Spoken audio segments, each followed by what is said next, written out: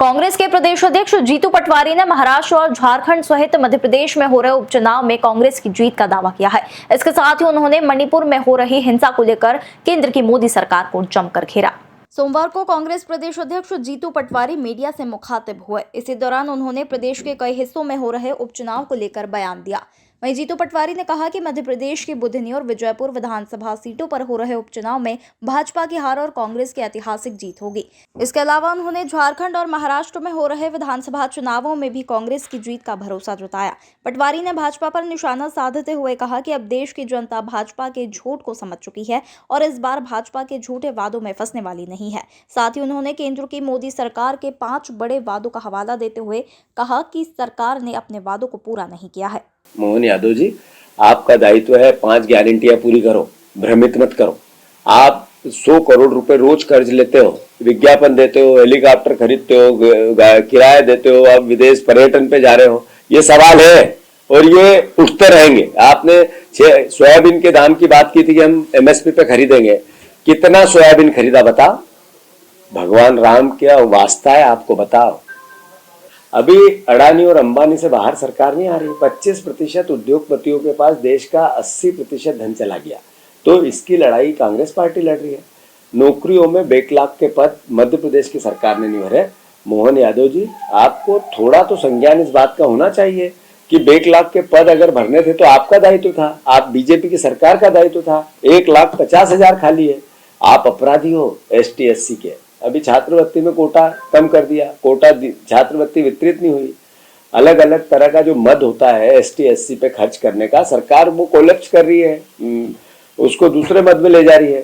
तो ये सब तो आप हक छीन रहे हो, केवल नफरत और घृणा फैला के वोट लेना चाहते हो। अरे आप महाराष्ट्र गए तो आपको बताना पड़ेगा कि आपने 5 मोदी गारंटी दी थी, कितनी पूरी करी? 3,000 बहनों को देने लगे क्या? 2700 के गेहूं के दाम देने लगे क्या? 3100 के धान के दाम देने लगे क्या आपने 450 का गैस सिलेंडर दिया? आप विदेश जाना चाहते हैं पर्यटन पे, आप यहाँ इवेंट करना चाहते हो और 100 करोड़ रुपए रोज कर्ज लेना चाहते हैं विज्ञापन देकर, और बंबई में जाके भाषण देना चाहते हो।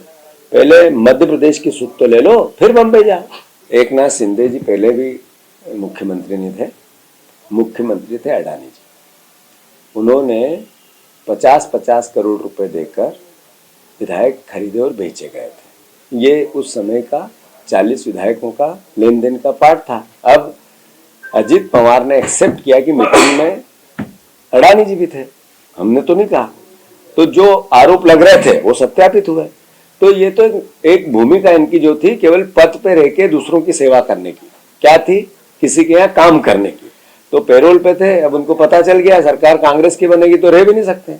मणिपुर हिंसा पर बोलते हुए जीतू पटवारी ने केंद्र सरकार की कड़ी आलोचना की है। उन्होंने कहा कि मणिपुर में हो रही घटनाओं की दुनिया भर में निंदा हो रही है, लेकिन प्रधानमंत्री नरेंद्र मोदी और गृह मंत्री अमित शाह इस मुद्दे पर मौन साधे हुए हैं, जो कि बेहद शर्मनाक है। ऐसा है कि नरेंद्र मोदी जी के जो 10 साल हैं, वो अगर गहन चिंतन के साथ उसका आकलन करें तो वो इस देश को 20 साल पीछे ले गए।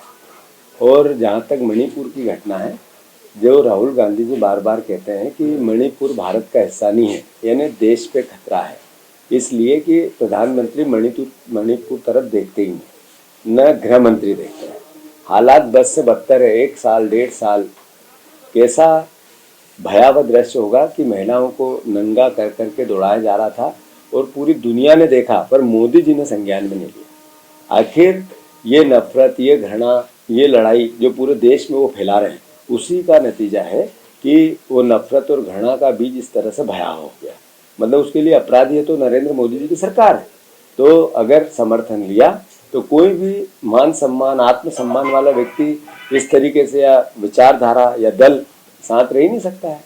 तो लगातार नेताओं को मारा जाना, मुख्यमंत्री के घर पे हमला होना, आपस में रोज 5, 10, 15, 20 हर महीने लोगों की हत्याएं होना, महिलाओं के साथ बलात्कार होना, महिलाओं को नंगा करके दौड़ाना, ये स्थिति क्यों आई? ये स्थिति आई कि मणिपुर भारत का हिस्सा है और अगर भारत के हिस्से पे किसी भी प्रकार का प्रहार होता है तो पूरे भारत को दर्द होता है। तो वो दर्द होना चाहिए। देश के प्रधानमंत्री ने संज्ञान में लेके वहाँ शांति कायम करवानी चाहिए।